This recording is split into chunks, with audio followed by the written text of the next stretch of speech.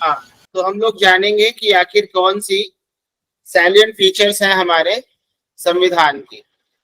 तो पहला salient feature है इम्पोर्टेंट, कि दुनिया में सबसे बड़ा रिटन कॉन्स्टिट्यूशन है भारत का। रिटन मतलब लिखित संविधान है। ठीक है। अब एक बात बताओ कि हमारा संविधान लिखित क्यों है, ये मौखिक क्यों नहीं है? आखिर क्या वजह होगी कि ये लिखित संविधान था? इंडिया के अलावा और कौन सा संविधान है जो लिखा हुआ है, लिखित है?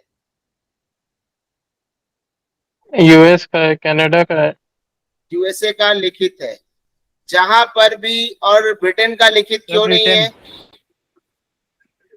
देखो, ब्रिटेन जहां में पर। ऐसा कुछ था नहीं कि कुछ स्टेट्स एक साथ यूनियन नहीं, बनाते हाँ, थे। एक्चुअली होता ये है, जहां पर भी शक्तियों का बंटवारा केंद्र और राज्य के बीच होगा, जहां सेंटर और स्टेट के बीच शक्तियों का बंटवारा करना पड़ेगा, जहां पर फेडरेशन होगा, एक संघ होगा, वहां पर हमेशा संविधान लिखित होगा। क्योंकि लिखित में ही तो ये बात होगी कि आपको शक्ति क्या है, उसकी शक्ति क्या है। ब्रिटेन में क्या होता है कि ब्रिटेन का जो संविधान है वो अलिखित है, वो लिखा हुआ नहीं है, क्योंकि वहां पर केंद्रीकृत शासन है। परंपराओं पे आधारित। हाँ, सेंट्रलाइज्ड है वहां पे व्यवस्था। इसलिए वहां पर लिखित संविधान की जरूरत नहीं है, क्योंकि वहां पर केंद्र और राज्यों के बीच शक्तियों का कोई बंटवारा की जरूरत ही नहीं है। ठीक है। इसलिए वहां पर लिखित संविधान नहीं है। तो हमारा जो संविधान है वो दुनिया का सबसे बड़ा लिखित संविधान है। पहला तो यही चीज इंपॉर्टेंट है। दूसरा ये बताइए कि हमारा जो संविधान है वो क्या हमने अपने से लिखा है कि दुनिया के कई स्रोतों से उसको वहां से लिया है, कई चीजें। कई तो स्रोतों हमारा से लिए बोरो के तो हमारा जो संविधान है वो कई स्रोतों से लिया गया है, ड्रॉन फ्रॉम वेरियस सोर्सेस। ठीक है।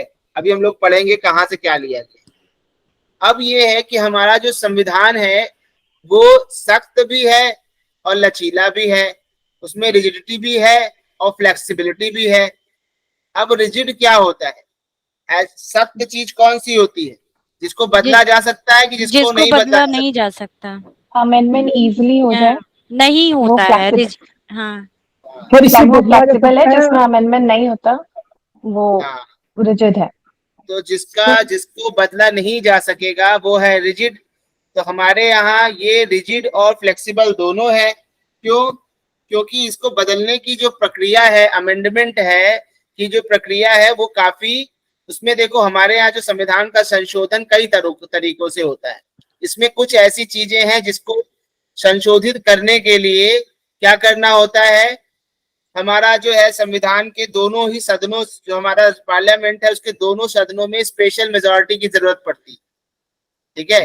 कुछ ऐसी चीजें, तो कुछ चीजें बहुत कठिनाई से बदली जा सकती हैं और कुछ चीजें इजीली बदली जा सकती। तो हमारा जो संविधान है वो रिजिड भी है और फ्लेक्सिबल भी है, दोनों का ही ब्लेंड है, मिक्सचर है। हम लोग आगे पढ़ेंगे ये सारी चीजें। फिर हमारा जो संविधान है, हमारा जो कॉन्स्टिट्यूशन है, वहां पर संघीय व्यवस्था है। संघीय मतलब राज्य भी हैं और केंद्र भी है, और राज्य और केंद्र के बीच शक्तियों का बंटवारा है। लेकिन ज्यादा शक्ति किसको मिली है? ज्यादा संघ शक्ति को। मिली है, केंद्र हाँ, को, तो सेंट्रल यूएसए में क्या है? यूएसए में किसको ज्यादा शक्ति है? सर स्टेट स्टेट को को। मिली है। स्टेट को। तो यहाँ पर ये जो हमने लिया है फेडरल सिस्टम, ये कहाँ से लिया है? ये हमने लिया है कनाडा से, हाँ। जहां पर कनाडा। ज्यादा शक्ति है केंद्र के पास। फिर हमारा जो गवर्नमेंट है वो पार्लियामेंट्री फॉर्म ऑफ गवर्नमेंट होती है। ये क्या होता है? हमारे सरकार की पार्लियामेंट्री फॉर्म ऑफ गवर्नमेंट, ये बहुत इंपॉर्टेंट है। कोई भी एक व्यक्ति बताए कि पार्लियामेंट फॉर्म ऑफ गवर्नमेंट क्या होती है, बताइए। Sir parliamentary form of government में प्रेसिडेंट सुप्रीम होता है, दो हाउसेस होते हैं, अपर हाउसेस एंड लोअर हाउसेस, और प्रेसिडेंट जो प्रेसिडेंट सुप्रीम होता है वो और presidential form of government. Presidential form of government में प्रेसिडेंट सुप्रीम होता है, यहाँ तो नॉमिनल है, उसको पावर ही नहीं है। Sir parliamentary form of government में क्या होता है? मैं बता रहा हूँ। बताइए। पार्लियामेंट्री फॉर्म में एक्चुअली क्या होता है कि एक्चुअली मैं ऑफिस में हूँ तो धीमे ही बोल पाऊंगा। अच्छा, तो रहने दो, मत तो बताओ, क्या दिक्कत है, कोई और बता देगा। नहीं पार्लियामेंट। पार्लियामेंट्री फॉर्म में क्या होता है कि एग्जीक्यूटिव और लेजिस्लेटिव एक ही में होते हैं। जो एग्जीक्यूटिव का जो लेजिस्लेटिव है उसी में से एग्जीक्यूटिव भी जुड़ा हुआ होता है। लेकिन प्रेसिडेंशियल फॉर्म में एग्जीक्यूटिव और लेजिस्लेटिव अलग अलग होते हैं। हाँ देखो, पार्लियामेंट्री फॉर्म ऑफ गवर्नमेंट में होता क्या है समझो। इसमें जो हमारा मंत्री लोग होते हैं, जो हमारी सरकार होती है, जिसको हम लोग एग्जीक्यूटिव कहते हैं, ये एग्जीक्यूटिव को चुनता कौन है? लोकसभा। लोकसभा के सदस्य, भाई तो उनमें जिनकी मेजोरिटी होगी उन्हीं की सरकार बनती है कि नहीं बनती? तो ये जो मंत्री मंडल के जो लोग हैं, वो कब तक मंत्री रहेंगे? जब तक लोकसभा का भरोसा है, बहुमत है। बहुमत गया तो ये गए कि नहीं गए? तो हमारी जो सरकार है वो लोकसभा के प्रति क्या है, रिस्पॉन्सिबल है कि नहीं? अगर लोकसभा अगर चाहे तो इनको हटा सकती है, तभी तो ये जवाबदेह है। तो जहां पर एग्जीक्यूटिव जो है पार्लियामेंट के प्रति, जहां पर कार्यपालिका विधायिका के प्रति जवाबदेह होती है, उस ऐसे सिस्टम को बोलते हैं पार्लियामेंट्री फॉर्म ऑफ गवर्नमेंट।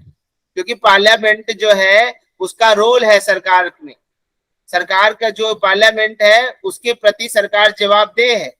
लेकिन जो अध्यक्षात्मक प्रणाली होती है जो यूएस में है, वहां की एग्जीक्यूटिव उसकी लेजिस्लेटिव से बिल्कुल अलग है। वो वहां की पार्लियामेंट के प्रति जवाबदेह नहीं है। समझ में आया? तो पार्लियामेंट्री फॉर्म ऑफ गवर्नमेंट में सरकार जो होती है वो पार्लियामेंट के प्रति जवाबदेह होती है। अगर पार्लियामेंट चाहे तो पार्लियामेंट उसको हटा सकती है। पार्लियामेंट में मेनली लोकसभा। ठीक है, अगला है कि हमारा, हाँ बोलो।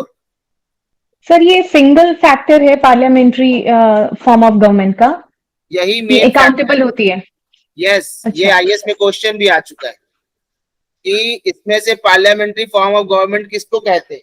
तो जिसमें जो तुम्हारा एग्जीक्यूटिव जब पार्लियामेंट के प्रति रिस्पॉन्सिबल होगा, तो ऐसे ही गवर्नमेंट को, पार्लियामेंट दो ही तरह की मेनली गवर्नमेंट होती है, एक पार्लियामेंट्री एक प्रेसिडेंशियल। प्रेसिडेंशियल में यही अंतर होता है कि एग्जीक्यूटिव इंडिपेंडेंट होता है। ठीक है, क्लियर हुआ ये बात? जी sir. Okay. Synthesis of parliamentary sovereignty and judicial supremacy, ये क्या होता है? क्या हमारे यहाँ जो पार्लियामेंट है जैसा भी चाहे वैसा कानून बनाने को आजाद है? जी सर। जैसा भी कानून चाहे तुम्हारा नहीं कत्ल करवा सकते हैं सुप्रीम कोर्ट वाले? नो सर, नहीं नहीं नहीं। नहीं नहीं भैया, नहीं। तो क्या कौन बांधा है पार्लियामेंट को? कौन रोकता है? Sir supreme court. Supreme court, supreme court की संविधान। जुडिशियल। हाँ हाँ सर। संविधान। संविधान ही तो पार्लियामेंट को शक्ति देता है और जुडिशरी को भी शक्ति देता है। और जुडिशरी को कहता है कि देखो ये पार्लियामेंट वाले संविधान के हिसाब से कानून बना रहे हैं कि नहीं बना रहे, तुम चेक करना। ठीक है, तो जुडिशियल भी सुप्रीम है। पार्लियामेंट सोवरेन कैसे हुई फिर? सोवरेन का मतलब है वो संविधान के दायरे में जैसा भी कानून चाहे वैसा बना सकती है और विदेशी प्रभाव से मुक्त है, वो किसी भी देश की गुलाम नहीं है। हमारी पार्लियामेंट सोवरेन तो है, लेकिन वो एक तरीके से एब्सोल्यूट नहीं है, निरंकुश नहीं है। लेकिन एक देश की पार्लियामेंट निरंकुश है। कौन सा देश है? ब्रिटेन। ब्रिटेन का। Britain sir. ब्रिटेन की जो पार्लियामेंट है वो पूर्णतः It is sovereign. very well said about, it is very well said about Britain that the only thing which Britain's parliament cannot do is making a man a woman and making a woman a man.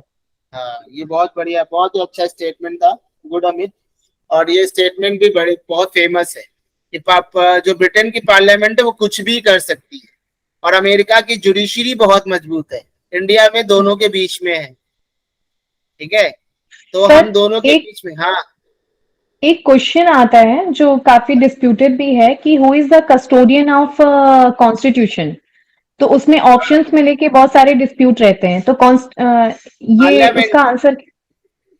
Parliament कह रहे हैं, judiciary, supreme court. Supreme Court.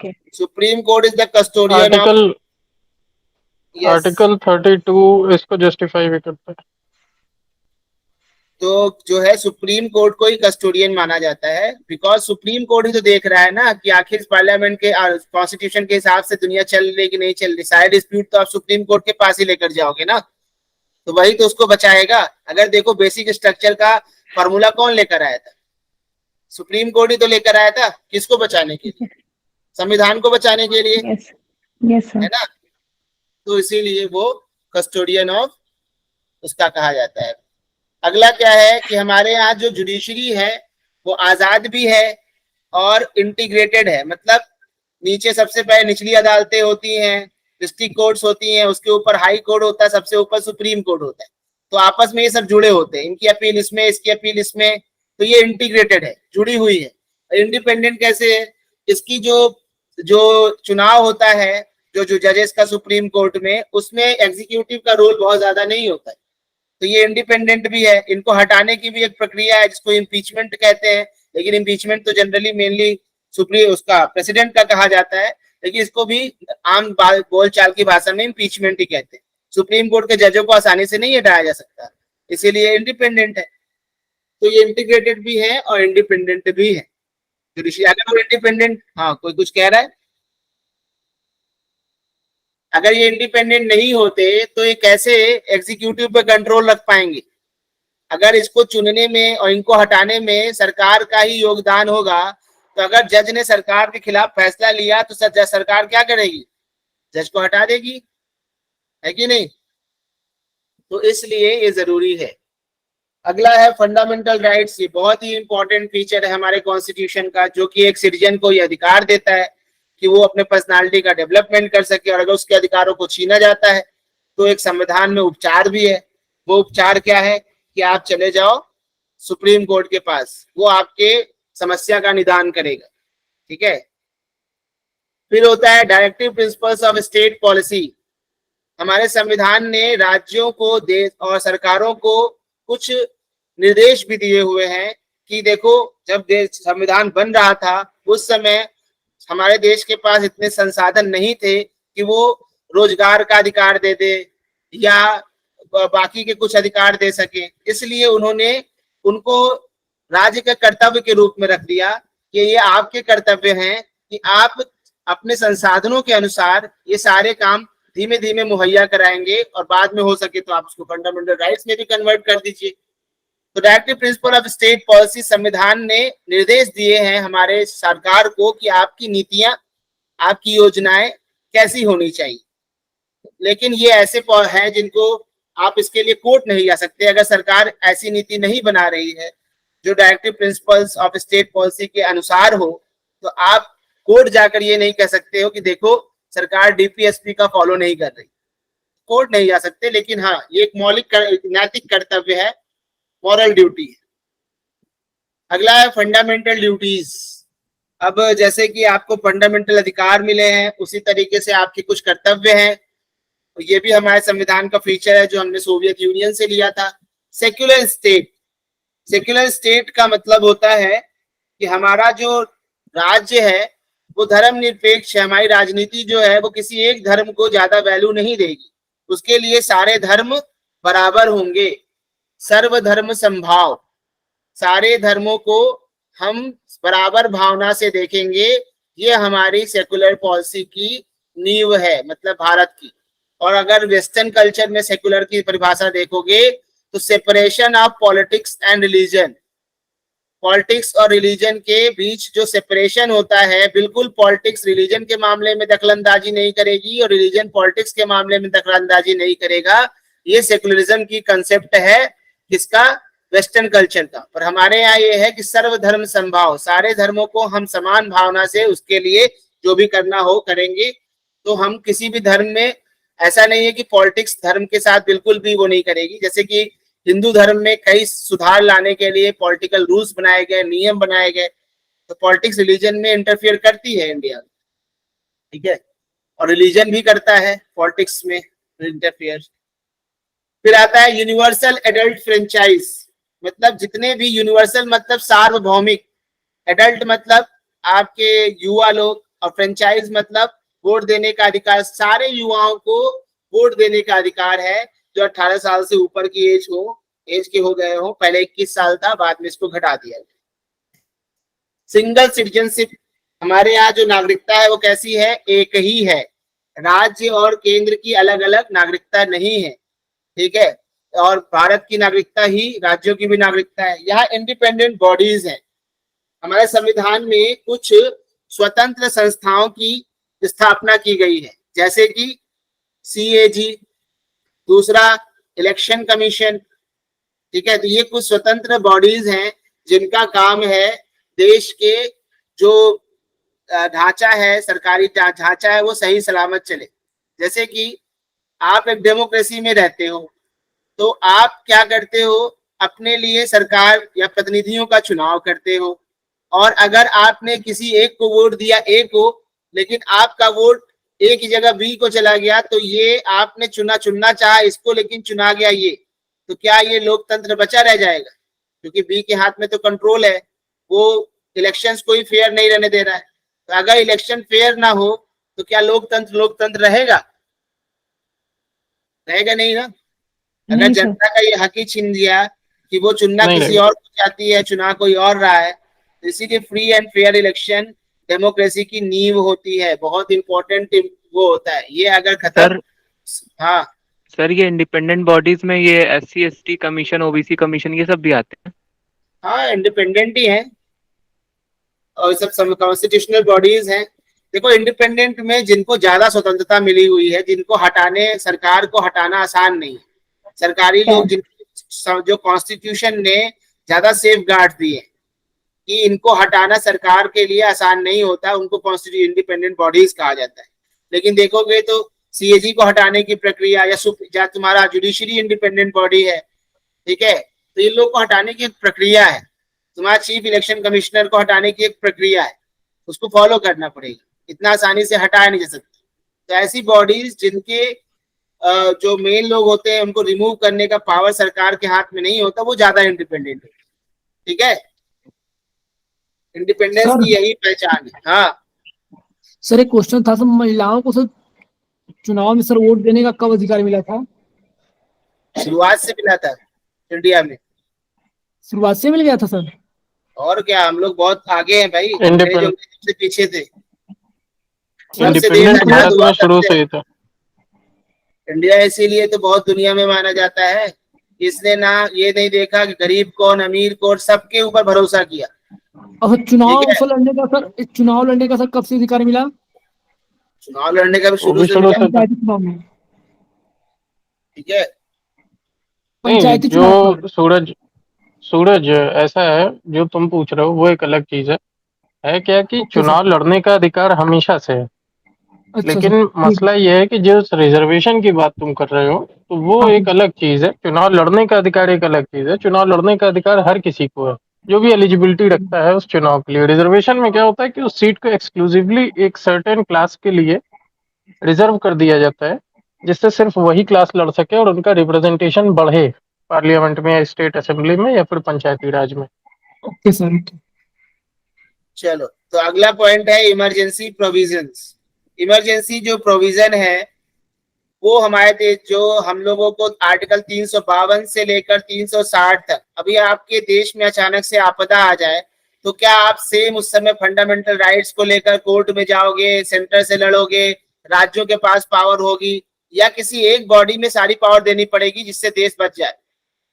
क्या करना होगा? किसी body में देनी किसी पड़ेगी। एक बॉडी को पावर देनी पड़ेगी। तो इमरजेंसी के प्रावधान यही है कि अचानक देश में बहुत बड़ी आपदा आ जाए तो केंद्र के पास बहुत पावर आ जाता है, जिससे कि वो उस आपदा से निपट पाए। तो ये एक हमारे कॉन्स्टिट्यूशन का एक स्पेशल फीचर है। ये कहाँ से लिया गया, हम लोग आगे देखेंगे। 3 टियर गवर्नमेंट, यहाँ 3 स्तर की गवर्नमेंट है, एक केंद्र की, एक राज्य की, और दूसरी पंचायतों की, म्युनिसिपैलिटीज की। तो 3 स्तर है, सबसे ऊपर सेंटर, फिर स्टेट, और फिर लोकल बॉडीज। 3 त्रिस्तरीय होता है, ठीक है। फिर है कोऑपरेटिव सोसाइटीज, जिसको नया जोड़ा गया है। हमारे यहाँ सामुदायिक जो संस्थाएं हैं वो बहुत ज्यादा काम कर रही है। तो कोऑपरेटिव सोसाइटीज भी हमारे संविधान में स्पेशल इनको दर्जा दिया गया है। इवन तुम्हारा फंडामेंटल राइट्स में भी इनको ऐड किया गया। 97th अमेंडमेंट हम लोग पढ़ेंगे आगे कैसे क्या किया गया।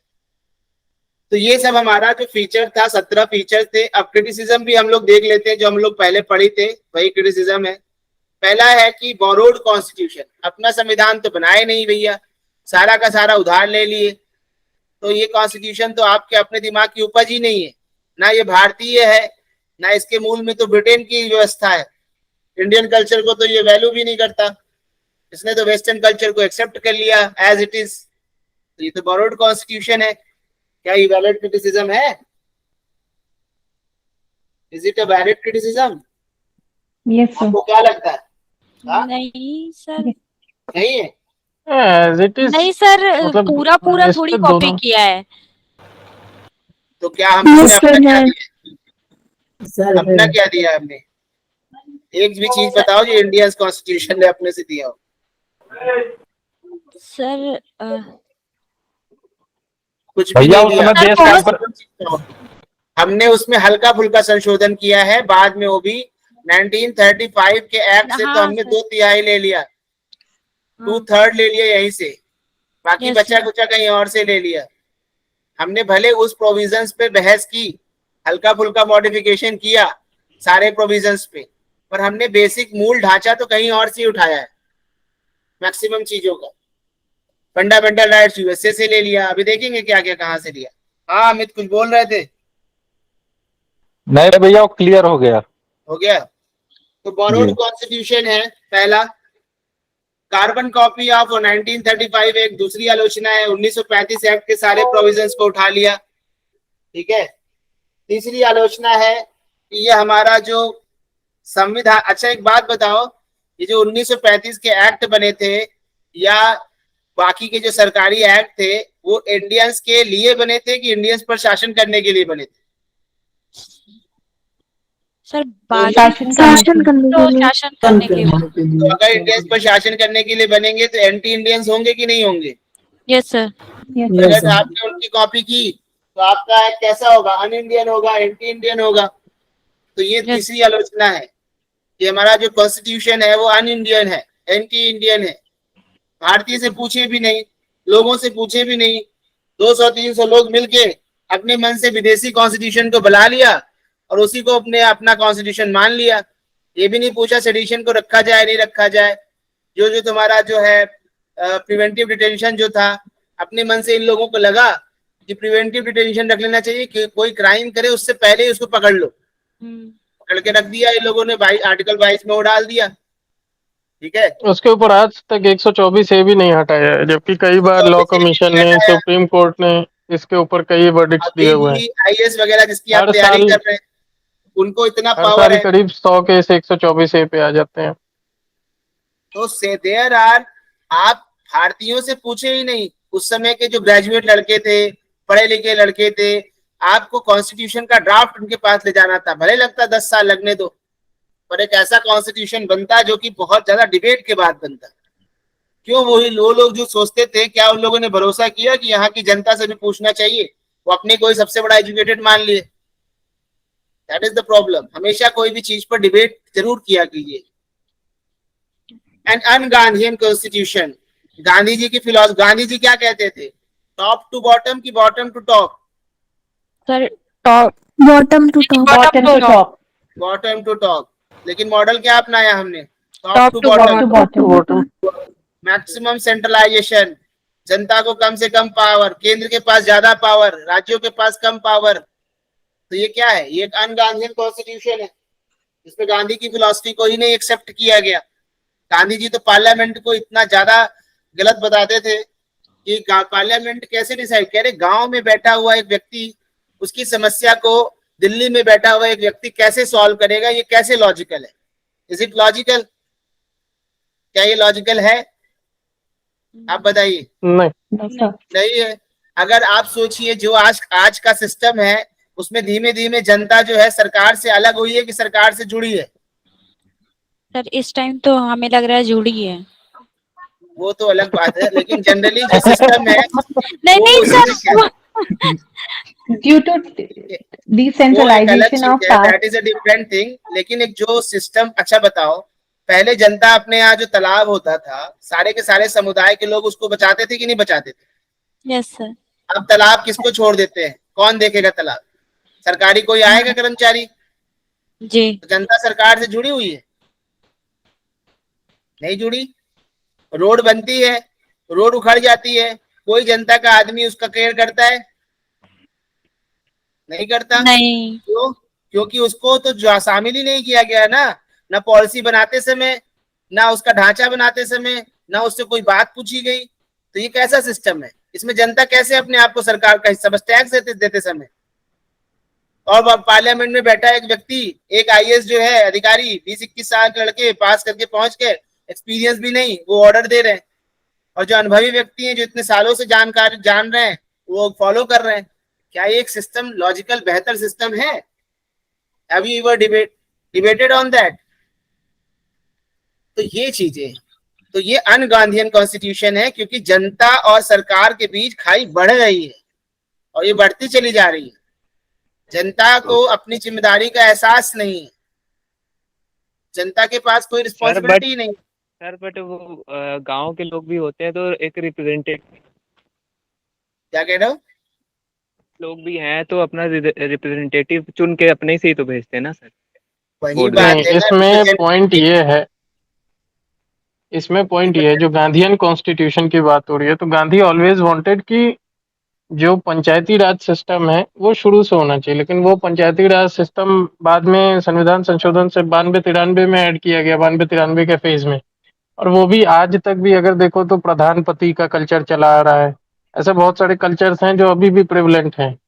तो इस वजह से जो मूल कॉन्स्टिट्यूशन था, वहां पे पंचायती राज सिस्टम का तो था ही नहीं ना। विधायक चुन के भेजते थे स्टेट असेंबली में, सांसद चुन के भेजते थे पार्लियामेंट में।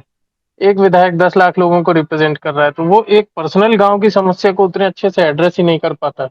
पंचायत उस चीज को बेहतर एड्रेस कर पाती है, जो उस समय थी नहीं, जो मूल कॉन्स्टिट्यूशन था, वो तो बाद में ऐड हुआ ना। नहीं, जैसे तुम बोल रहे हो कि प्रधान, हम लोग अपने रिप्रेजेंटेटिव्स को भेज देते हैं, बस इतना ही जनता का कार्य होना चाहिए, रिप्रेजेंटेटिव को भेज दे। क्या ये डेमोक्रेसी है? ये गांधी कहते थे क्या? ये गांधी पढ़ा है कभी? क्या हम रिप्रेजेंटेटिव को भेज दें? Is it a direct democracy और इनडायरेक्ट डेमोक्रेसी? लोकतंत्र दो प्रकार का होता है, एक होता है डायरेक्ट डेमोक्रेसी, एक होता है इनडायरेक्ट डेमोक्रेसी। जहां हम जनता से छोटी छोटी चीजें पूछ सकते हैं, वहां तो हम डायरेक्ट जनता से पूछ सकते हैं ना, यस सर। कि नहीं? Yes sir. तो डायरेक्ट डेमोक्रेसी तो गायब है, केवल इनडायरेक्ट डेमोक्रेसी है। और उसमें भी जो जो हमारे रिप्रेजेंटेटिव है वो हर समय सही है। एक बार मैंने गलती कर दी, एक आदमी को प्रधान बना दिया, बस वो गलती 5 साल झेलना है कि नहीं? और एक वापस समस्या ये भी है भैया कि जो रिप्रेजेंटेटिव है भी, वो मेयरली 20-30% वोट पा करके रिप्रेजेंटेटिव बन गया है। वो तो सबको रिप्रेजेंट कर भी नहीं पाएगा ना। वो भी बहुत बात सारे लोग ऐसे थे जो नहीं चाहते थे, तो अगर प्लेबेसाइट से निकलेगा मामला तो सभी की राय नहीं, ज्यादा यहाँ बेहतर पर होगी। वो वाला सिस्टम हो सकता है, प्रोपोर्शनल रिप्रेजेंटेशन वाला, कि सारे लोगों के वोट की वैल्यू को जरूरत पड़े उसको जिताने में। जैसे कि राष्ट्रपति के चुनाव में हर व्यक्ति के वोट को ऐड किया जाता है उसमें, तब जाके राष्ट्रपति, जब 50% से ऊपर कोई व्यक्ति वोट पाता है तब जाके राष्ट्रपति बनता है। ठीक है? हाँ, कोई कुछ और कह रहा था, कोई बोल रहा था क्या और? हाँ सर, एक्चुअली हमें भी मतलब ये पता नहीं इसमें रिलेवेंट है कि नहीं, बट अगर हम लोग करना भी चाहें, जैसे लोग बोल देते हैं कि अगर मतलब आपको कोई दिक्कत हो रही है, आप नगर निगम की साइट पे जाके कंप्लेन कर सकते हैं, मतलब रोड कहीं कुछ खराब है। तो उस पे 1-2 बार मैंने ट्राई भी किया, बट वो कुछ होता नहीं है। वो कह देते हैं हमारे एरिया में नहीं आता ये चीज, हमारे एरिया में, तो आप उसमें कुछ कर भी नहीं सकते हो। हाँ, मतलब एक्चुअली अगर यही बात है ना कि डेमोक्रेसी में जो जनता है वो वीक हो चुकी है, इसीलिए वो तुमको कुछ भी कह देंगे और तुम्हारे पास कुछ भी ऑप्शन नहीं, कहाँ जाओगे? हाँ सर, 2 बार हम ऐसा कर चुके हैं, बट उसका कुछ फायदा निकला नहीं। सही बोल रहे हो। ऐसे ही हमारे यहाँ जनता हेल्पलेस महसूस करती, बिकॉज उसके पास पहले तो उसके पास पावर की जागरूकता नहीं है, अवेयरनेस नहीं है, और जो है भी वो काम नहीं कर रहा है। आप आरटीआई डालो और आरटीआई का जवाब ऐसा ऐसा आता है कि आप सोच नहीं सकते। चलिए हम लोग हाँ आगे सर। बढ़ते हैं। एलिफेंटाइन साइज, जो हमारा संविधान है वो बहुत बड़ा है, ठीक है? और इतना बड़ा संविधान, हमारा नेपोलियन कहता था कि संविधान इतना छोटा होना चाहिए कि जेब में रख लो, और इतना सरल होना चाहिए कि एक किसान भी समझ ले। लेकिन हमारा संविधान उसका जस्ट अपोजिट है। संविधान तो सरलतम शब्दों में होना चाहिए ना, कि जनता के लिए बना है ना वो। Yes sir. वो ऐसे शब्दों में क्यों बना है कि हमको पढ़ने के लिए 10 टीचर चाहिए, बताइए। इसीलिए लॉयर्स के लिए पैराडाइज है और दुनिया भर के केस लगते हैं, एक ही चीज की अलग अलग व्याख्या। अभी तक सुप्रीम कोर्ट व्याख्या ही कर रहा है और हर दिन उसकी व्याख्या बदलती जाती है कि नहीं? यस अपने सर। डिसीजन पलटते रहते हैं। हाँ, तो ये पैराडाइज ऑफ द लॉयर्स है ना ये। अब हम लोग देखते हैं कि हमारा जो संविधान है कहां कहां से लिया गया है, sources of the Indian constitution. पहला है गवर्नमेंट ऑफ इंडिया एक्ट 1935 से क्या क्या लिया गया है। तो फेडरल स्कीम, देखो फेडरल स्कीम कैसी फेडरल स्ट्रक्चर होगा वहां से लिया गया है, लेकिन स्ट्रॉन्ग सेंटर हो और जो है वो हम लोगों ने लिया है कनाडा से, जहां पे फेडरेशन का जिसमें सेंटर को स्ट्रॉन्ग बनाया गया है वो कनाडा से लिया। दूसरा है आपका ऑफिस ऑफ गवर्नर, वो हमने लिया है 1935 के एक्ट से। तीसरा जुडिशरी का पूरा ढांचा हमने वहीं से लिया है, जो फेडरल कोर्ट बनी थी वही सुप्रीम कोर्ट का रूप लेती है बाद में, ठीक है। फिर जो है पब्लिक सर्विस कमीशन का जो पूरा सिस्टम था, तुम्हें पता होगा गवर्नमेंट ऑफ इंडिया एक्ट 1935 में स्टेट के पब्लिक सर्विस कमीशंस और ज्वाइंट पब्लिक सर्विस कमीशंस का भी प्रावधान दिया था, और जो पुराना वाला सेंट्रल पब्लिक सर्विस कमीशन था वो तो साथ में था ही। तो ये पूरा ढांचा हमने कहाँ से लिया है? सेंट्रल वाला तो 19 के एक्ट से आया था ना भैया? तो 19 से था, तो 35 में भी उसको एक्सेप्ट किया गया, 2 और जोड़ दिया गया, राज्यों के भी और ज्वाइंट वाले भी, ठीक है जी। फिर आता है इमरजेंसी प्रोविजंस, जितनी भी इमरजेंसी में क्या क्या होंगे, कैसे प्रावधान का चलेंगे, ये सारा का सारा गवर्नमेंट ऑफ इंडिया एक्ट 1935 से लिया गया। एडमिनिस्ट्रेटिव डिटेल्स, जितना भी प्रशासनिक डिटेल्स थी, ये सब भी हमने कहाँ से लिया? गवर्नमेंट। तो याद रखिएगा, बहुत इंपॉर्टेंट है यहाँ पे इनकी, या जो फेडरल स्कीम है गवर्नमेंट ऑफ इंडिया एक्ट से तो हमने बहुत चीजें ली थी, ये सारी चीजें आप लोग थोड़ा याद रखिएगा। फिर आता है ब्रिटिश कॉन्स्टिट्यूशन। अब बताइए क्या क्या लिया गया था, आप ही लोग बता दीजिए, ब्रिटिश वाला इजी है, फिर हम दिखाते हैं क्या क्या लिया गया था।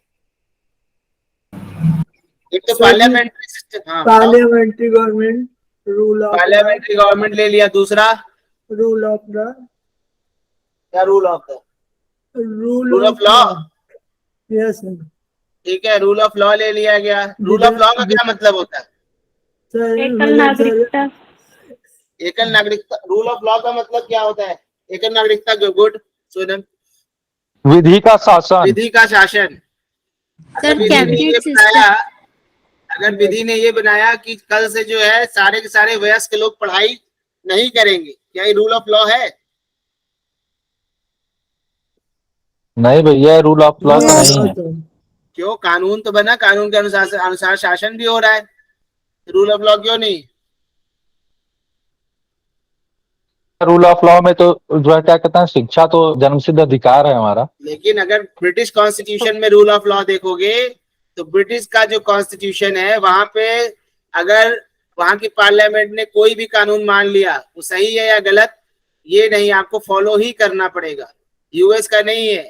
तो यूएस जो ब्रिटिश का रूल ऑफ लॉ है वहां पर rule procedure established by law follow किया जाता है, कि लॉ ने जो भी प्रोसीजर बना दिया वो आपको मानना ही मानना है, ठीक है। लेकिन हमारे यहाँ जुडिशरी को जो शक्ति दे दी गई, तो ये रूल ऑफ लॉ जो ब्रिटिश वाला था वो थोड़ा वीक हो गया, और जुडिशियल रिव्यू भी हो सकता है, ठीक है। अमेरिका का जो रूल ऑफ लॉ है वहां ड्यू प्रोसेस ऑफ लॉ है। इसका मतलब क्या होता है? जो कानून हो वो भी न्यायपूर्ण हो।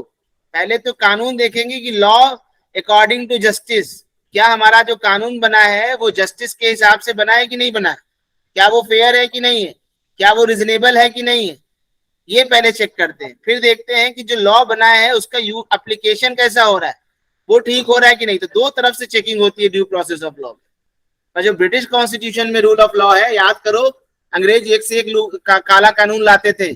रोलेट एक्ट भूल गए?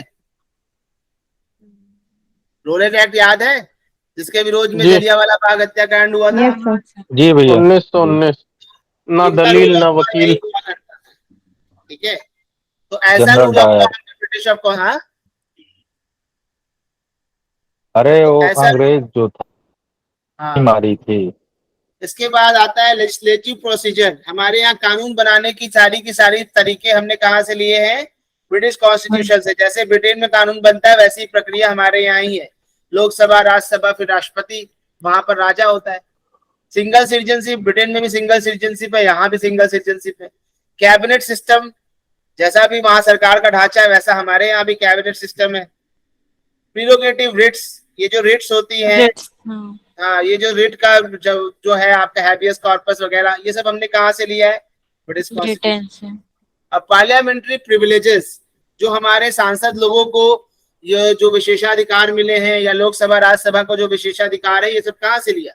ब्रिटिश कॉन्स्टिट्यूशन से। वेरी वेरी इंपॉर्टेंट है, ये सारे पॉइंट्स याद रखिएगा। अब यूएस से लेते हैं। यूएस से हमने क्या किया? Fundamental rights, independent judiciary, judicial review, president को इम्पीच करने की पावर। कौन से आर्टिकल में है प्रेसिडेंट को इम्पीच करने की पावर? 82 में है क्या? सर 61 में है क्या? 61, good. Impeachment of the president, article number 61. Removal of the Supreme Court and High Court judges, ये भी एकदम impeachment जैसा ही प्रोसेस है, ये भी हमने लिया यूएस कॉन्स्टिट्यूशन से। और पोस्ट ऑफ, अगर हमने यूएस कॉन्स्टिट्यूशन से लिया है तो हमारा जो प्रक्रिया होगी सुप्रीम कोर्ट और हाई कोर्ट के जज को हटाने की, वो बड़ी रिजिड होगी, क्योंकि यूएस में जुडिशरी को इंडिपेंडेंस दी गई, ठीक है। और हमारे वाइस प्रेसिडेंट की जो पोस्ट है वो भी हम लोगों ने यूएस कॉन्स्टिट्यूशन से ही लिया है, ठीक है। आप लोग याद रखिएगा, बहुत बहुत इंपॉर्टेंट है, आते हैं एग्जाम में लगातार। आयरिश कॉन्स्टिट्यूशन से हमने क्या लिया? DPSP, directive principles of state policy. Nomination of members to Rajya Sabha, कितने मेंबर्स राज्यसभा में नॉमिनेट होते हैं? 10 12 सर 12 होते हैं, ठीक है। Nomination of members to Rajya Sabha, 12 nominate होते हैं मेंबर राज्यसभा में। ये प्रक्रिया हमने कहाँ से उधार ली? आयरलैंड में भी होते थे, हमने देखा हम भी करें। उससे क्या होगा? उससे क्या फायदा है बताइए? सर अलग अलग डिफरेंट फील्ड्स, सर अलग अलग क्षेत्र से आएंगे। सर उनका एक्सपीरियंस मिल जाता है हमें। हाँ, बहुत बढ़िया। इन लोगों खेल को और शिक्षा साहित्य में जो भैया सब रहते हैं, सब लोगों को। लेकिन ये लोग जो आते हैं वो जनरली जाते तो है नहीं राज्यसभा। सचिन तेंदुलकर गए ही नहीं थे, रेखा का जो था बहुत दिनों तक नहीं गई थी। तो जो पर्पस है वो पर्पस फुलफिल नहीं हो पाता। याद है रंजन गोगोई को नॉमिनेट किया गया था जी, असम से। गोगोई साहब का एक भी स्टेटमेंट दिखाई दिया? बड़ा बवाल हुआ था, गोगोई साहब आएंगे तो जुडिशरी का ये करेंगे वो करेंगे। कहीं गोगोई साहब दिखते हैं? दूर दूर तक कहीं दिखाई दिए? नहीं दिखाई दिए, क्योंकि हम लोगों को ऐसे ही मूर्ख बनाया जाता है। Method of election of president, president को चुनने की जो प्रक्रिया है, पूरा प्रोसेस है कि लोकसभा, राज्यसभा के लोग, विधानसभाओं के लोग, ये लोग जो मिलके जो है चुनते हैं। क्या नॉमिनेटेड मेंबर्स भी जो है वो भाग लेते हैं प्रेसिडेंट के इलेक्शन में? बिल्कुल नहीं। यस, नहीं लेते हैं। नहीं लेते सर, नहीं लेते। चलो, नॉमिनेटेड मेंबर्स अगर लेंगे, पार्टिसिपेट करेंगे, तो वो तो प्रेसिडेंट को ही वोट देंगे, क्योंकि फिर से वहीं से नॉमिनेट होके आना है। जिसने इस रोजी वजह से रोटी नहीं दी ले है, लेते। जिसने रोजी रोटी दी है उसी को फिर से वोट देंगे कि नहीं देंगे? तो इसीलिए नहीं चुना जाता। Federation with a strong centre, ये हम लोग कनाडा से लिए हैं। जो बची खुची शक्तियां हो वो केंद्र के पास हो, ये भी हम लोग कनाडा से लिए हैं। स्टेट गवर्नर्स का जो सेंटर अपॉइंटमेंट करता है, देखो जहां पर तुमको सेंटर मजबूत दिखाई दे, ऐसा कोई प्रोविजन दिखाई दे, तो वो देखना कनाडा से ही लिया गया है। क्योंकि बची कुछ शक्तियों पर अगर राज्य कानून बनाते तो फिर वो क्या होता, वो तो राज्य मजबूत होते। लेकिन बची कुछ में पावर है वो जो कि बाकी के लिस्ट में नहीं आती, उसकी शक्ति सेंटर को दिया गया। इसका मतलब सेंटर पावरफुल है। तो अगर राज्य के गवर्नरों को सेंटर अपॉइंट करता है, इसका मतलब वो सेंटर के एजेंट के रूप में राज्य में काम करते हैं। तो सेंटर और पावरफुल हो गया, राज्य पर और पकड़ मजबूत हो गई। और advisory jurisdiction of supreme court, ये भी हम कनाडा से लिए हैं। कौन सा आर्टिकल है? 143। 143, very good. 143 article. 142 complete justice का है क्या? हाँ। अब ऑस्ट्रेलियन कॉन्स्टिट्यूशन से हम लोगों ने क्या क्या लिया? इससे लिया कंकरेंट लिस्ट, दूसरा freedom of trade, commerce and intercourse. हमारे देश के अंदर चारों तरफ आप कहीं पर भी व्यापार कर सकते हैं, उसको आपको फ्रीडम है। तीसरा लिया joint sitting of 2 houses of parliament. Article number कौन सा आर्टिकल है? 108 108। 108। तो मुझे लगता है मुझे पढ़ाते पढ़ाते मैं 108 बार बता चुका हूँ एटलीस्ट। 108 वाला joint sitting of 2 houses of parliament 108 article number. ठीक है। Presided bye presiding officer of Soviet Lok Sabha. Constitution USSR से हमने क्या लिया है? फंडामेंटल ड्यूटीज और ideal of justice, social, economic and political वाला जो ये हमने प्रियम्बल में लिया है, ये हमने कहां से लिया है? सोवियत यूनियन से। ठीक है। वहां पर जस्टिस, समाजवाद की स्थापना हुई थी, तो न्याय की बहुत बात हुई थी कि भाई न्याय तभी होगा जब लोगों के पास समान अवसर होंगे अपनी जीविका चलाने के। वो सारे के सारे पॉलिटिकल रूप से समान अवसर उनको मिलेंगे, सामाजिक रूप से समान अवसर मिलेंगे। तो ये सब सोवियत यूनियन से लिया गया। फ्रेंच कॉन्स्टिट्यूशन से क्या लिया? रिपब्लिक और जो आपका लिबर्टी, इक्वालिटी और फ्रेटर्निटी। तो फ्रेंच रिवॉल्यूशन हुई थी, फ्रांस की क्रांति हुई थी, वो इन्हीं मुद्दों पर, इन्हीं वैल्यूज पर हुई थी। लिबर्टी, इक्वालिटी और फ्रेटर्निटी। और एक खास बात आप फ्रांस की देखिए कि फ्रांस की क्रांति हुई थी किसके खिलाफ? राजा के खिलाफ, किंग के खिलाफ हुई थी। कौन सा राजा था? लुइस 16वां। ठीक है। Yes, और sir. ये जो लुइस 16वां था, इसको हटा दिया है लोगों ने, इसकी रानी मेरी एंटियोनेटे को मार दिया है लोगों ने, सब कुछ हुआ। और केवल बहुत ज्यादा नहीं, 10 साल बाद ही इस क्रांति को खत्म करके एक नया राजा बन जाता है, नेपोलियन बोनापार्ट, जो कि क्रांति से उपजता है। और बात होती है कि हम लोग राजशाही खत्म करना चाहते हैं, लेकिन उसी का फायदा उठा के बोनापार्ट जो है राजा बन जाता है 1799 में। 1793 वगैरह में ये पूरा प्रोसेस शुरू होता है और ये 1799 1800 के आसपास राजा बन जाता है। और यही बताया था मैंने तुम लोगों को कि नेपोलियन बोनापार्ट 1800 से लेके 1812-13 के बीच में यूरोप में बवाल मचाया रहता है, पूरे यूरोप को कब्जा करता है।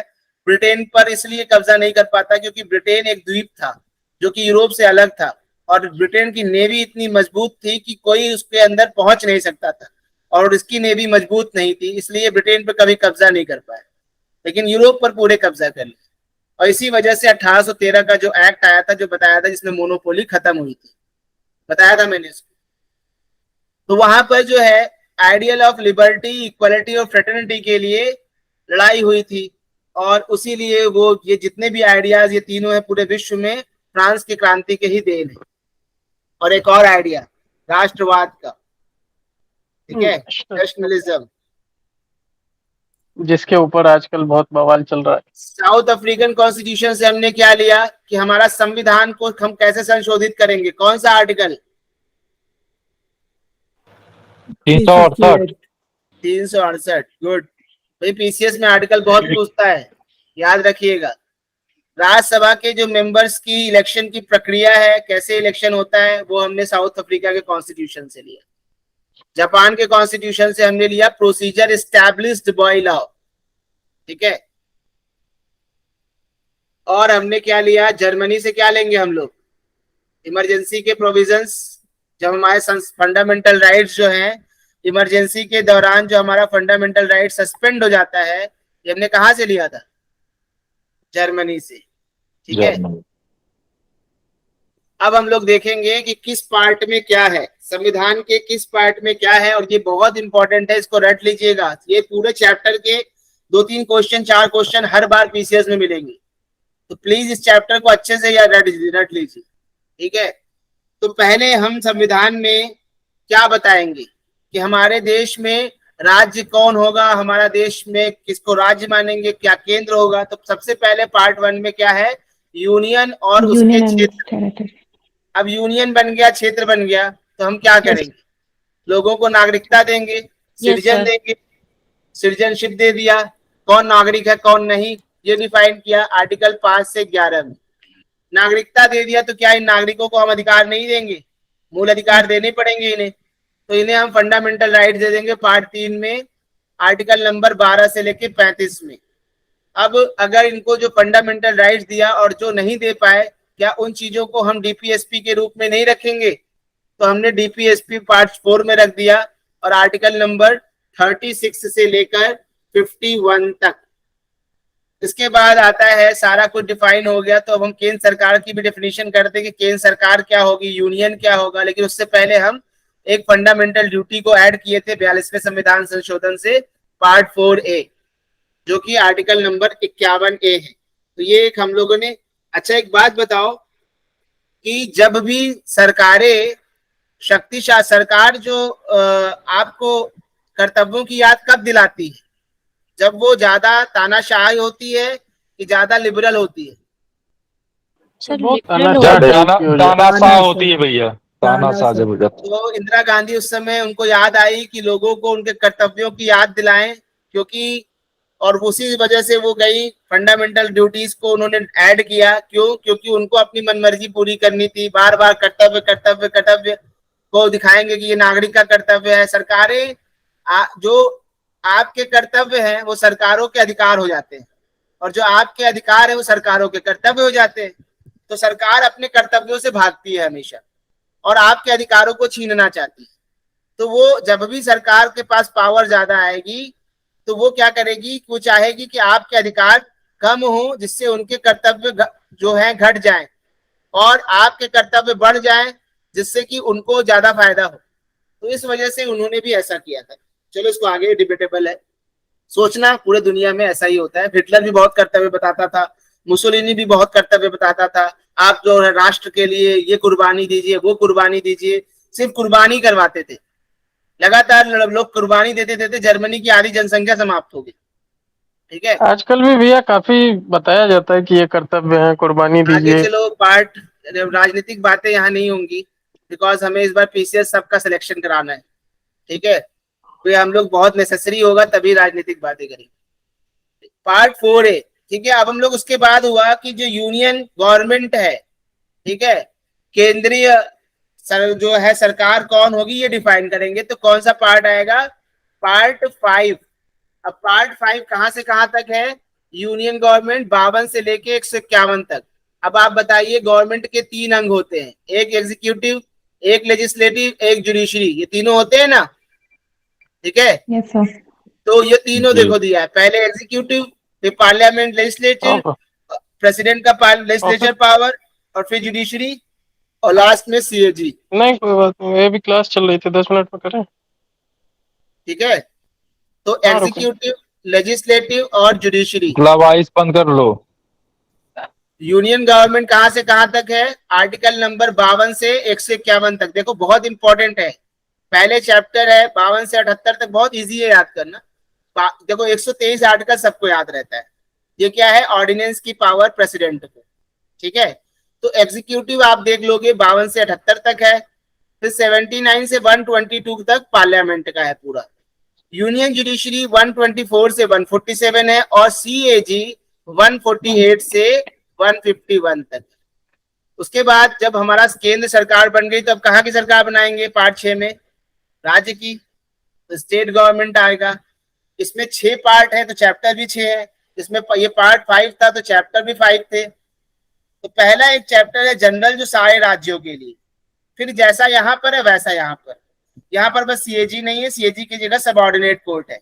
यहाँ का एग्जीक्यूटिव, राज्य की विधायिका, गवर्नर का विधायक पावर, और हाई कोर्ट्स। तो ये 213 जो है गवर्नर के अध्यादेश की शक्ति है। देखो, जो लोग भी नए हैं उनको एकदम नया लग रहा है, नहीं समझ आ रहा है, वो घबराए नहीं। जो लोग भी आंसर दे रहे हैं वो कई बार पढ़ चुके हैं, डोंट वरी। एकदम नए लोगों के लिए आपको धीमे धीमे आएगा। उसके बाद आता है पार्ट 7। पार्ट 7 में क्या है यार? भाग 7 में क्या है, कोई बताए?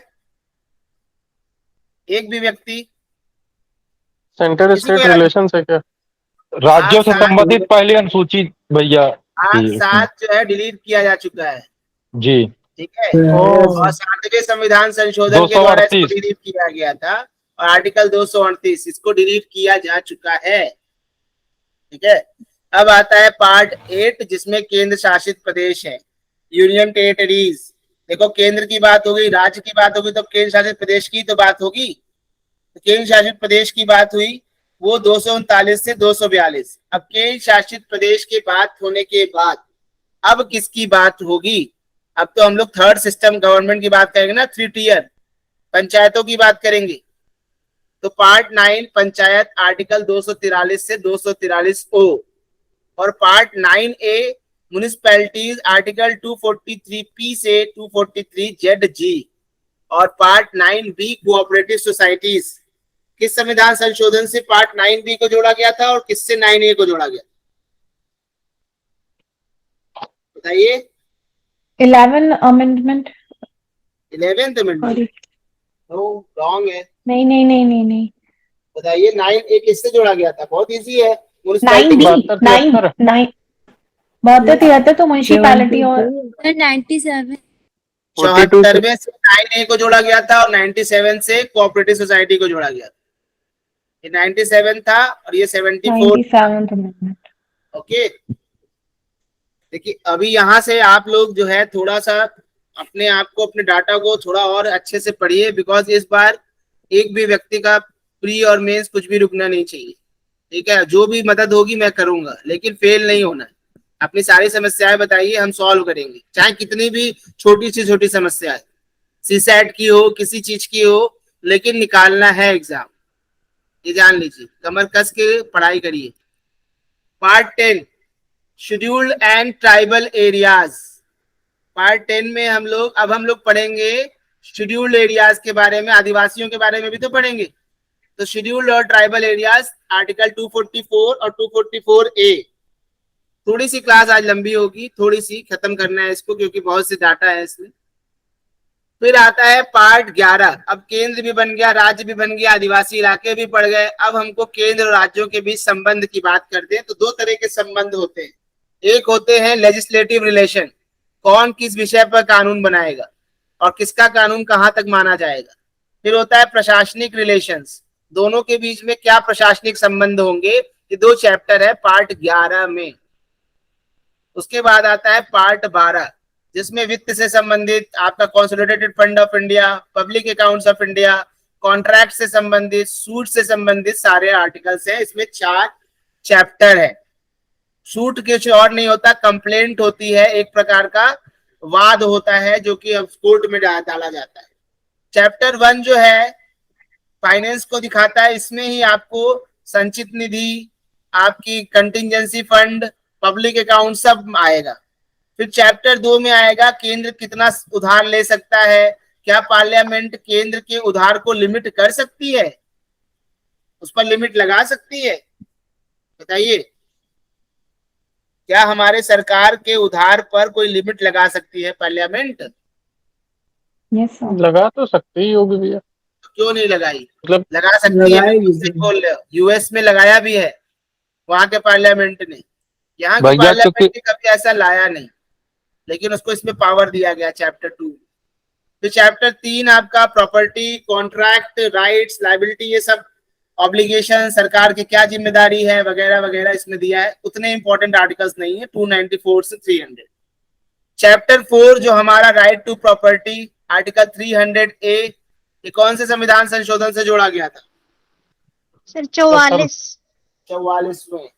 गुड। अच्छा, पहले से तो हटाया गया था उसको। 44 में से वो हटा दिया गया था, राइट टू प्रॉपर्टी को फंडामेंटल राइट से हटाकर बाद में एक नॉर्मल लीगल राइट बना दिया गया। ठीक है, हम कभी डिबेट करेंगे कि लीगल राइट और फंडामेंटल राइट्स में क्या अंतर होता है। ठीक है, अभी नहीं करेंगे क्योंकि समय की थोड़ी कमी है। फिर आता है पार्ट 13। हमारे देश के अंदर ट्रेड, कॉमर्स और इंटरकोर्स, हम कहीं भी बिजनेस कर सकते हैं। किसी भी देश में, किसी भी राज्य में सामान जा सकता है। बिहार का सामान यूपी जा सकता है, यूपी का सामान बिहार जा सकता है, इस पे कोई ज्यादा पाबंदी नहीं है। यह आर्टिकल 301 से 307 के बीच में। अब ये बिजनेस वगैरह की बातें हो गई, फाइनेंस की बातें हो गई। अब आप लोगों की बात आएगी कि केंद्र और राज्यों के अंदर सर्विसेज की बात आएगी, यही IAS और PCS की बात आएगी। तो पार्ट 14 जो है आर्टिकल 308 से 323 तक ये किसकी बात करता है? सर्विसेज की। कौन कौन सी सर्विस होगी, किसको इंडियन सर्विसेज माना जाएगा, इंडियन सिविल सर्विसेज माना जाएगा, किसको सेंट्रल सेक्टर की सर्विस माना जाएगा, कौन सी स्टेट की सर्विसेज होगी, ठीक है। और फिर इनको ये जो सर्विसेज होंगी, ये तो चलो सर्विसेज है, कैसे बनेंगी, इंडिया लेवल की सर्विस बनाने का क्या रूल है। एक आर्टिकल है इसी में जो कि राज्यसभा को पावर देता है। एक कौन सा आर्टिकल है? राज्यसभा को पावर देता है नई ऑल इंडिया सर्विसेज बनाने के लिए। 323। 312। 312 इन्हीं दोनों के बीच में 312। अच्छा, 323 कौन सी? 312 तो जो है, कमीशन है क्या? ना सर 312। ठीक है। अब आता है चैप्टर 2। ये क्या कहेगा? ये कहेगा कि इन सर्विसेज को आखिर जाने के लिए कैसे एग्जाम होंगे, क्या होंगे, इसके लिए बनेगा पब्लिक सर्विस कमीशन, जो कि संवैधानिक संस्था है। आर्टिकल नंबर 315 से 323। फिर क्या मामला होता है? आर्टिकल पार्ट 14वां ए जो है, इसको भी जोड़ा जाता है 42वें संविधान संशोधन के द्वारा। आखिर इसलिए जोड़ा जाता है कि ये सर्विस संबंधी जो मामले हैं ये कोर्ट में बार बार जाते हैं, इसके लिए छोटा ट्रिब्यूनल बनाया जाए। तो एक कैट नाम की संस्था बनी है, सेंट्रल एडमिनिस्ट्रेटिव ट्रिब्यूनल, जो कि सेंट्रल गवर्नमेंट की सर्विस संबंधी मामलों को देखती है। 323 ए और 323 बी हम लोग पढ़ेंगे कि 323 ए किसकी बात करता है, ये कैट की बात करता है, और 323 बी अलग प्रकार के ट्रिब्यूनल्स की बात करता है, ठीक है। कैट का हेडक्वार्टर इलाहाबाद में। हेडक्वार्टर की रीजनल सेंटर इलाहाबाद में, हेडक्वार्टर नहीं है, हेडक्वार्टर दिल्ली में कैट का, देखना चेक कर। हेडक्वार्टर हेडक्वार्टर नहीं दिल्ली में, रीजनल है, यहाँ का यूपी का मेन है, यहाँ इलाहाबाद, चेक कर लेना एक बार, ओके। पार्ट, अब हम लोग इलेक्शन कराएंगे, सब कुछ हो गया, नौकरी भी मिल गई, और उसका मुकाबला अब हम लोग को इलेक्शन कराना है। तो पार्ट 15 में इलेक्शंस की बात है। आर्टिकल नंबर 324 से 329 ए, इसमें पूरा इलेक्शन से संबंधित बात है। जितना भी समय लगे ये सारे पार्ट्स याद कर लीजिए, बिल्कुल इसको छोड़िएगा मत। ये कई एग्जाम में फायदा करेंगे, आईएएस पीसीएस हर एग्जाम में फायदा करेगा। कौन से पार्ट में कौन सा आर्टिकल? पार्ट 16, ये क्या है? Special provisions for certain classes, SC ST का रिजर्वेशन, एंग्लो इंडियन का रिजर्वेशन, ओबीसी के बारे में बात हुई थी। अभी एक नेशनल कमीशन फॉर ओबीसी जो बनाया गया है, उसको एक संवैधानिक संस्था बना दिया गया है। कौन से आर्टिकल में बनाया गया है? कौन सा आर्टिकल जोड़ा गया है? 338 बी है क्या? 338। गुड। और कौन सा जो है आपका संविधान का संशोधन था, वो कौन से संविधान संशोधन के द्वारा ओबीसी का वो किया गया है? 103। हाँ, 103। 103 से ईडब्ल्यूएस है, बताओ। 100 से तो बांग्लादेश था। 101 था क्या? 101 से जीएसटी है, तो बचा क्या? 102। 102 आंसर, ठीक है। 102। हाँ, भैया अब तिवारी जी आता बता दिए 102 हो गया, तो 102 कन्फर्म। है तिवारी जी के बाद अरे आंसर फाइनल माना जाता है। चलिए आगे हाँ। बढ़ते हैं। फिर आता है पार्ट 17, ऑफिशियल लैंग्वेज। ये आपका हमारे देश की भाषा क्या होगी, केंद्र की भाषा क्या होगी, क्षेत्रों की भाषा क्या होगी, भाषा को मान्यता कौन देगा, हाई कोर्ट में क्या भाषा चलेगी, सुप्रीम कोर्ट में क्या भाषा चलेगी, कुछ स्पेशल डायरेक्टिव, ये सब पार्ट 17 में है। बहुत इंपॉर्टेंट ये भी है आपका। फिर आता है पार्ट 18, इसमें क्या है? इमरजेंसी प्रोविजंस, आर्टिकल नंबर 352 से 360 तक, ठीक है। फिर आता है आपका पार्ट 19, जिसमें मिसलेनियस चीजें हैं 361 से 367 तक, जिसमेम आपको इम्यूनिटी मिली है, प्रेसिडेंट को कुछ, गवर्नर को कुछ, ये सब दिया गया है। पार्ट 20 में आपका संविधान के संशोधन, केवल एक आर्टिकल है 368, संविधान के संशोधन की बात करता है। पार्ट 21 में जो उस समय के अस्थायी प्रोविजंस थे, टेम्पोररी प्रोविजंस थे, ट्रांजिशनल प्रोविजंस थे, उसको 21 में डाल दिया गया, और ये 369 से 392 तक है। और पार्ट 22 में टाइटल है तुम्हारा हिंदी में वगैरह सब चीजें, जैसे 394 ए को जोड़ा गया था, कौन से संविधान संशोधन से जोड़ा गया था? कल ही बताया है मैंने, बताइए, किसी को याद नहीं? 58, रिवाइज करिए, रिवाइज। अपनी संभावनाओं को बनाना है, तो अपने अंदर एक जुनून लाना होगा, ठीक है। अपने अस्तित्व की लड़ाई लड़ रहे हो, ये तुम्हारे अस्तित्व की लड़ाई है, और अपने अस्तित्व को ऐसे खत्म मत होने दो। अपने एग्जिस्टेंस अगर हो तो दिखो कि हो, समझा है? इसलिए याद करिए, मेहनत करिए, वाकई जिंदगी में बार बार मौके नहीं आते। अब हम लोग आते हैं शेड्यूल्स ऑफ द कॉन्स्टिट्यूशन। कितनी शेड्यूल्स हैं? 12 है। 12 12 12 यस 12 पहले शेड्यूल में क्या है? इस यूनियन और स्टेट यूनियन जो and स्टेट्स की it- लिस्ट है, राज्य पूरी लिस्ट है। स्टेट्स कौन और यूटीज स्टेट की है? लिस्ट है। कितने राज्य हैं इस समय और कितने केंद्र शासित प्रदेश हैं? 28 राज्य हैं और 29 28 7 29 28 हैं। 28 स्टेट्स और 28 8 यूनियन टेरिटरीज। 8 इसको याद 8 कर यूनियन लीजिए टेरिटरी। आप लोग। दादर नगर हवेली और दमन दीव जो है, ये बेसिक क्वेश्चन है। लोग कंफ्यूज होते हैं क्योंकि इधर उधर बदलता रहता है, ठीक है। तो इसको याद कर लीजिए, क्योंकि ये बेसिक क्वेश्चन कहीं कोई आपसे पूछा और नहीं बता पाए तो थोड़ा सा असहजता महसूस होती है। तो 28 स्टेट्स हैं और 8 यूनियन टेरिटरीज है। अब आता है दूसरी अनुसूची। इसमें क्या है? इसमें है किसको कितना भत्ता मिलेगा। कुछ 9 लोग हैं जिनके भत्तों की बात है, उनके विशेषाधिकारों की बात है, इनके एमॉल्यूमेंट्स की बात है। और कौन कौन से आर्टिकल हैं? ढेर सारे आर्टिकल हैं, 59, 65, 75। और हम लोग जरा देख लें वो कौन कौन लोग हैं और कैसे याद करेंगे, उसका तरीका देखते हैं। तो पहले तो हम लोग सेकेंड शेड्यूल में 2 भाग करते हैं, एक केंद्र का, और केंद्र में कौन कौन होगा, किसकी भत्तों की बात करेगा। जो कॉन्स्टिट्यूशनल पोस्ट होगी, प्रेसिडेंट की होगी बात की नहीं होगी? प्रेसिडेंट जी प्रेसिडेंट की। President vice president vice president president हो और गया। अध्यक्ष वाइस प्रेसिडेंट का नहीं है, क्योंकि वाइस प्रेसिडेंट जो है वो क्या होते हैं? लोकसभा लोकसभा राज्यसभा के चेयरमैन होते हैं। तो जी। लोकसभा का स्पीकर और deputy speaker, speaker and deputy Rajya Sabha का चेयरमैन और डिप्टी चेयरमैन, और जजेस ऑफ द सुप्रीम कोर्ट, ठीक है, और सीएजी, ठीक। ये केंद्र में हो गए, समझ में आ रहा है?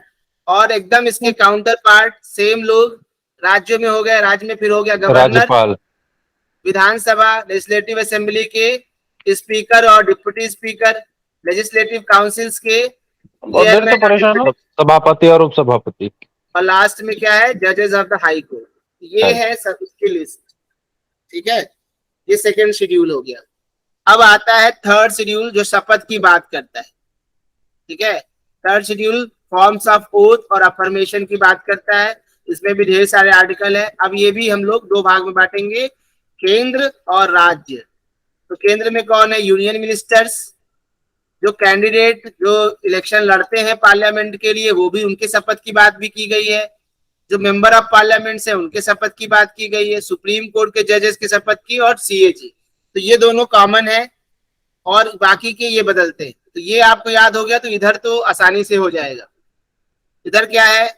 स्टेट के मिनिस्टर्स, जो लोग विधायक का चुनाव लड़ेंगे वो लोग, विधायक लोग, और हाई कोर्ट के जज, ठीक है। ये इसीलिए बनाया हूं इस तरह से कि आप लोगों को याद हो जाए आसानी से। ये सब चीजें जल्दी याद नहीं होती है और ना ही कोई याद करा पाता है जल्दी से, इसलिए हमने इस तरह से इजीली बनाया है कि आप लोग याद कर सके, ठीक है। मुझे लगता है अभी याद हो जाएगा। 1-2 बार आप वीडियो भी देखोगे तो याद हो जाएगा। चौथे शेड्यूल में क्या है? Allocation seats of Rajya Sabha. राज्य और केंद्र शासित प्रदेशों के लिए राज्यसभा सीटों का आवंटन। अच्छा, तो बताइए कि सबसे ज्यादा सीट किस राज्य की है? यूपी। यूपी। यहाँ पर याद रखिएगा 2 आर्टिकल इंपॉर्टेंट है, भैया। आर्टिकल 4 और आर्टिकल 80। ये आर्टिकल 80 बहुत इंपॉर्टेंट है, याद रखिएगा। पीसीएस में आ चुका है और आता भी है। पॉलिटी में आपको कोशिश यही रहेगी मेरी कि आप 100% क्वेश्चन सही करके आए। बस आप साथ दीजिए, आप लोग के साथ में अभी भी कमी नजर आती है, ठीक है। फिफ्थ शेड्यूल में क्या है? बहुत आसान है, शेड्यूल्ड Resolution एरियाज of की बात हो रही है। AMTM। हाँ, कौन सा आर्टिकल है संबंधित इससे? 371। 244 गुड। सॉरी अब हम लोग देख लेते हैं कि 5वें शेड्यूल के कौन कौन से राज्य हैं जहां पर ये शेड्यूल्ड एरियाज बने हैं। तो ऐसे 10 राज्य हैं, ठीक है। पहला है हिमाचल प्रदेश, दूसरा है राजस्थान, तीसरा गुजरात, चौथा महाराष्ट्र, पांचवा एमपी, छठवां छत्तीसगढ़, सातवां तेलंगाना, आठवां आंध्र प्रदेश, नौवां उड़ीसा और 10वां झारखंड। ये 10 राज्य हैं। देखिए ये सारी चीजें बनाने में बहुत टाइम लगता है और इसलिए बनाते हैं कि आपको याद हो जाए।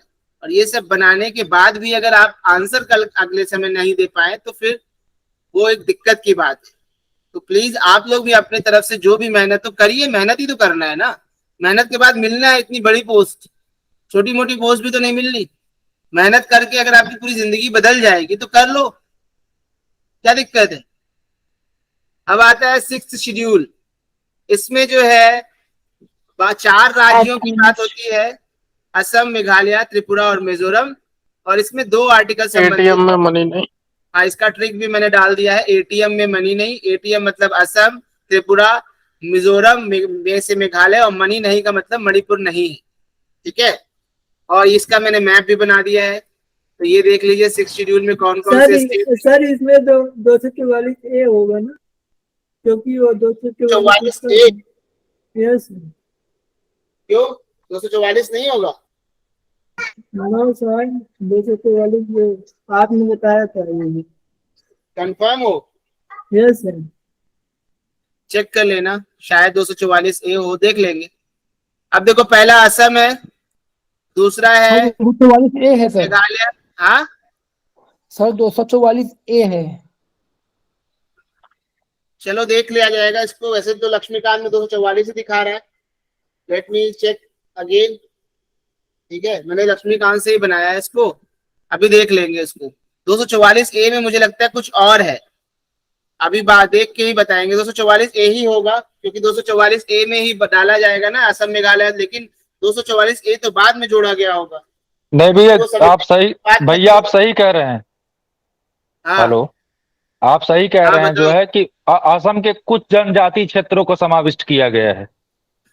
देखो एक चीज बताएं ध्यान से, जब हमारा संविधान बना तो उसी समय ये अनुसूची बनी थी, बोलो हाँ। और Yes, उस समय कोई संविधान में संशोधन नहीं हुआ था, तो सारे आर्टिकल में ए बी जेड जोड़ने की कोई जरूरत नहीं थी। तो 244 आर्टिकल जो था वो उससे संबंधित था। 244A बाद में जोड़ा गया है किसी संविधान संशोधन के द्वारा, ठीक है। Okay sir. तो 244 हाँ, तो असम मेघालय 244A जो है वो 22वें अमेंडमेंट से जुड़ा है, autonomous state with in Assam in certain tribal areas के लिए। वही बता रहे, वो ऑटोनॉमस स्टेट के लिए था। असम के कुछ राज्यों में ऑटोनॉमस स्टेट की बात की थी। तो 244 है, ठीक है। फिर होता है त्रिपुरा, फिर आता है आपका मिजोरम। तो मैप से भी आप याद कर सकते हैं, कंटिग्यूअस स्टेट्स हैं, सारे जुड़े हुए स्टेट्स हैं, और ऐसे भी याद कर सकते हैं। 7वां शेड्यूल हम लोग आते हैं, इसमें डिवीजन ऑफ पावर्स है, यूनियन लिस्ट। इसमें पहले 97 विषय थे, अब बढ़ के 100 हो गए हैं। ये देखो अमेंड होती रहती है, बदलती रहती है, तो प्लीज आप लोग उसको याद देखते रहिएगा क्या इस समय चल रहा है। स्टेट लिस्ट, इसमें ओरिजिनली 66 विषय थे, इस समय 61 विषय है। और कंकरेंट लिस्ट, इसमें शुरू में 47 सब विषय थे, इस समय 52 विषय है। अब आती है 8वीं शेड्यूल, जिसमें हम लोग भाषाओं को देखेंगे, और जिसमें 344 से 344 आर्टिकल और 351 2 आर्टिकल। अब देख लेते हैं कौन कौन सी भाषा है। असमीज थी, बंगाली थी, गुजराती है, हिंदी है, कन्नड़ है, कश्मीरी है, मलयालम है, मराठी, उड़िया, पंजाबी, संस्कृत भी है। ध्यान रखिएगा, ये क्वेश्चन आ सकता है, आप कंफ्यूज हो जाएंगे। संस्कृत भी है, तमिल, तेलुगु, उर्दू, और फिर 21वें संविधान संशोधन से जोड़ी गई सिंधी। फिर इसके बाद 71वें संविधान से जोड़ी गई कोंकणी, मणिपुरी और नेपाली। और फिर 92वें से जोड़ी गई बोडो, संथाली, मैथिली और डोगरी, बोडो मास। तो ये सारे डिटेल है इसमें। आप इसमें क्वेश्चन आया था कि राजस्थानी है कि नहीं, नहीं है। इंग्लिश है कि नहीं, नहीं है, ठीक है। तो ये आप एक बार देख लोगे तो आपको याद इसको करना है तो बहुत इजी याद कर सकते हो। साउथ की 4 लैंग्वेज ले लो पहले तो, तमिल, तेलुगु, कन्नड़ और मलयालम, 4 ये हो गई। फिर हिंदी उर्दू 2 ले लो, 4, और एक संस्कृत, 4 3 7 यहाँ पे हो गई। फिर गुजराती और मराठी दोनों अगल बगल की है, ठीक है। बंगाली और असम एक अगल बगल की है, ठीक। उड़िया अलग है थोड़ा, पंजाबी अलग। बाकी आपका संविधान संशोधन तो याद ही रहता है, तो कुल मिला के आपको 2200 लैंग्वेज याद हो जाएगी। फिर कोई क्वेश्चन पूछिए, डर ही खत्म। अब आता है 9 शेड्यूल। इसमें क्या है, एक्ट्स और regulation relating to land reforms. Land reform से संबंधित जितने भी एक्ट्स और रेगुलेशंस थे डाले गए, पहले संशोधन के द्वारा इसको जोड़ा गया था और आर्टिकल 31 भी जोड़ा गया, जिससे कि सुप्रीम कोर्ट जो है दखलंदाजी ना कर पाए, क्योंकि इनको चाहिए था कि लैंड रिफॉर्म करना था, भूमि सुधार करना था, तो लोगों की संपत्ति को कब्जा करना पड़ता था और इसके लिए मूल अधिकारों का हनन करना पड़ता था, और इसीलिए 9 शेड्यूल लाया गया था। फिर आता है 10 शेड्यूल। इसको 52वें संविधान संशोधन से जोड़ा गया। दल बदलू संबंधित है ये। और कोई कुछ कह रहा है क्या? आर्टिकल नंबर 102 और 191 इससे संबंधित है। जहां देखो छोटे छोटे आर्टिकल हो, 1 या 2 हो, उनको याद कर लो शेड्यूल में। जहां बहुत ढेर सारे हो मत याद करो। जहाँ पे 10 तो है, नहीं याद हो रहा नहीं याद, लेकिन जहाँ पे 2 है 1 है वो याद कर लो। जैसे 11वें शेड्यूल का आ चुका है पीसीएस में कई बार। 11वें शेड्यूल जो है 73वें संविधान संशोधन से जोड़ा गया। इसमें पंचायत सी और ये जो है 243G आर्टिकल है। तो देखो पहले 11वां शेड्यूल आता है और पहले अल्फाबेट में जी भी आता है, तो जी जो क्या होगा, किससे जुड़ा होगा, 11वें शेड्यूल से। और 243W जो होगा वो 12वें शेड्यूल से जुड़ा होगा। Municipalities 243W। इस तरह से आपका भैया हाँ ये 243 वाला जो आर्टिकल है, इसमें कुछ ऑप्शन मतलब कुछ ट्रिक है इसको याद करने की? पूरा आरटीओ जैसा दिखाई देता है। क्या ट्रिक? मतलब कुछ ऐसी ट्रिक है जिससे इस आर्टिकल को याद किया जा सके, इस आर्टिकल के जितने भी एस्पेक्ट्स हैं, जैसे इसमें WZ इनफैक्ट AB तो तक भी है सारा मेरे नहीं ख्याल याद से, करना AC तक। है। जैसे कि औरतों को जिसमें रिजर्वेशन मिल रहा है वो याद करना है, और जो स्टेट इलेक्शन कमीशन की बात इसमें है या स्टेट फाइनेंस कमीशन की बात है, वो सारों को वो जितने भी आर्टिकल है उन सारे आर्टिकल्स को याद करना है। ठीक है, तो इसकी कोई ट्रिक देखा जाएगा, ढूंढा जाएगा, नहीं तो यूट्यूब पे देख लो। आजकल तो ढेर सारे ट्रिक्स की भरमार है, कोई ना कोई निकाला ही होगा। ठीक है, देख सकते हो। यहाँ पर ये चैप्टर खत्म होता है। फिर हम लोग नेक्स्ट चैप्टर प्रियम्बल को आगे पढ़ेंगे। हम सोचे थे आज पढ़ा देंगे, बट थोड़ा सा लेट हो गया है। वैसे प्रियम्बल में कुछ है नहीं, तो यहीं पर आज हम इसको एंड करते हैं। ठीक है, thank you sir. Welcome. Thank you sir. भैया प्रणाम। Thank you sir. प्रणाम सर। सर प्रणाम। प्रणाम सर। नमस्ते नमस्ते।